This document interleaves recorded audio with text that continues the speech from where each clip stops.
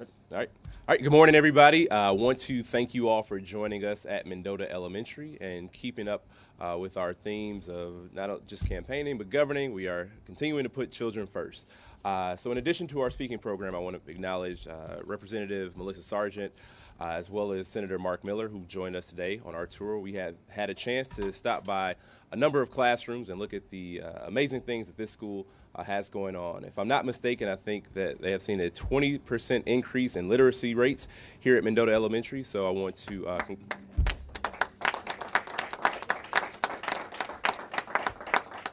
congratulate Mendota Elementary and talk about the need for us to replicate that success all across the state.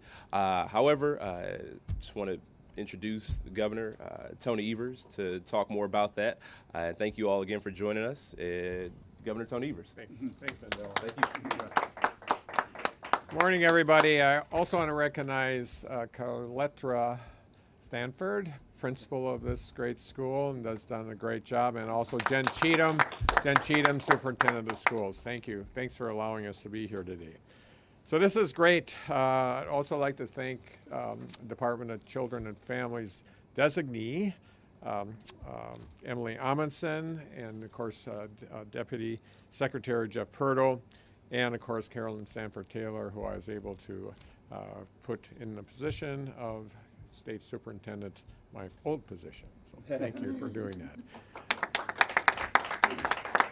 So as you know, I've said it 100 times during the campaign and probably as many times since, is that what's best for our kids is best for our state and our state's democracy. And after meeting the students and teachers and others that surround those children and nurture them here in Mendota, I continue to have pride and confidence in the ability and sacrifice and good intentions of all our great educators to inspire the lives of every single student in the state of Wisconsin. So I want to also tell you that I want the state of Wisconsin to understand and to appreciate how great our kids are. And so today I'm announcing the STAR Student Program. And it's an initiative that's a joint recognition program between the governor's office and the state superintendent that's going to celebrate the special qualities of Wisconsin kids. STAR students will be nominated by their teachers, selected by the DPI, and recognized by the governor's office on a weekly basis. So that's a bunch of kids every single year. And there's no one way to become a STAR student, and frankly, I think every kid is a star, but we need to recognize those that we can when we have those opportunities. So it's not just about academic achievement, it's about those other special qualities that we expect of our children, that they're caring and they're reaching out and helping their fellow students, and they're doing something special for the school or the community. And those that challenge themselves to reach ambitious goals. So it's going to be a great opportunity for us as a state to recognize not only the good work that goes on in our schools, but recognize individual students who obviously represent the other students in the state of Wisconsin. So there's nothing wrong with celebrating achievement and celebrating kids, and that's what we're going to be doing because, as I said before, we believe that what's best for our kids is best for our state and our best for our state's democracy, and what better way to do that than make sure that we recognize good kids. So with that, I'd be glad to answer any questions you might have about the program or any other issue. Oh, that's right. I'm going to not take questions right now. I'm going to be introducing you to State Superintendent. I'm new at this. I'm going to be introducing to you State Superintendent Carolyn Stanford Taylor. Thank you. Thank you. Oops, sorry. Tony and I said this is our first official act this morning. Yes. So thank you, Tony. And thank all of you for being here today. This is an exciting day, and especially for me, since this school, Ms. Stanford, the principal of the school, happens to be my daughter, and they are doing wonderful work. The other thing is I started my career in the Madison School District. I was a teacher for 10 years and a principal for 11 years. So it is fitting that the next chapter as state superintendent begins here as well. Thank you, Governor Evers, for the confidence that you placed in me and appointing me to this position. Today, we witnessed how the hard work of educators and staff pulling together toward a collective goal can change the lives of students and their families. We had an opportunity to see a dental clinic. We went to classrooms and we saw students on Alexia. We also talked to people who have great hope for what this school is going to continue to do. You heard about their gains in literacy. They are a community school. They are working to send products to Haiti. They have lots of volunteer opportunities and bringing the community into the school. And that's what we love to see all across this great state. It's encouraging to have an ally in the governor's office who understands the value of public education. The STAR Student Program allows us, as leaders of this state, to interact with and encourage the next generation of leaders.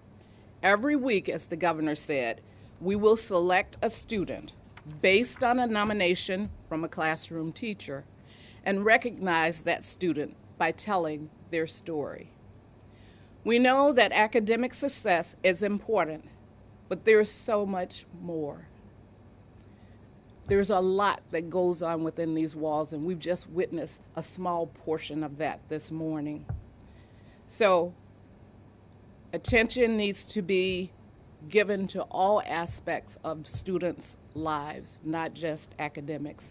We're asking those teachers to tell us those stories of success, whether it's a kindergartner who demonstrates empathy toward a fellow student, or a fifth grader who reaches a key learning target, or a high school student who turns around attendance. We want to hear about all of those success stories. And on our end, we're committed to selecting students who represent the rich diversity of Wisconsin and to recognize our goals for advancing educational equity for all. This is indeed an exciting day for kids and for the education community across Wisconsin. I want to give a special thanks to my daughter again, Carletra Stanford, the leader of this dynamic and exciting school, who hosted us today. And thank you, Superintendent Cheatham, for rearranging your schedule. I know you had a very busy morning to be here with us today. So now I'm going to turn it back over to our governor, Tony Evers. Thanks, Carolyn. Good job. Thank you. It's a good first start by Carolyn. Thanks. Be glad to answer any questions people have. Okay. The School Funding Commission issued its recommendations this week, and I'm wondering what, if any, of those recommendations would you include in your budget? Well, I believe there's, the good news is I thought those recommendations asked for significant increases in various areas. So I think we'll find some intersection, but we will make sure that we are going to put together our budget that we created at the Department of Public Instruction. Going forward in the negotiations with the legislature, we can see where the points of intersection are. But I feel confident that that committee that came up with those recommendations, that's a great first start to get us where we want to go. Governor, do you plan on touring Lincoln Hills this week? Yes, I'm going there on Friday. Friday morning, I'll be in Lincoln Hills visiting that correctional facility and talking to folks and making sure that I understand the issues and the issue around correctional justice directly from the people that work in there. And who specifically are you going to be speaking with at Lincoln Hills? Staff as well as? I'm hopeful to talk to staff and also folks that are incarcerated there. That's my hope. That's my plan. Governor, at Call's inauguration speech, he talked about possibly being for a red flag law that would take guns away from people through the courts. Is that something that you would support? Yes, I would support that. I think it's important that if we have the documentation and the ability to prove that someone is incapable of owning and using a firearm, that be taken into consideration. And yesterday in the process, you said that you plan on sending a letter to Attorney General Paul to have him withdraw Yes. Yeah. Yeah, that letter will be going to Attorney General Call sometime this week, and it will be asking us to change our stance with that lawsuit. That's something I promised, frankly, during the election, and I'm going to follow through on that. How are you going to navigate that process, given that when you were campaigning, you had the authority to order the Attorney General to do that?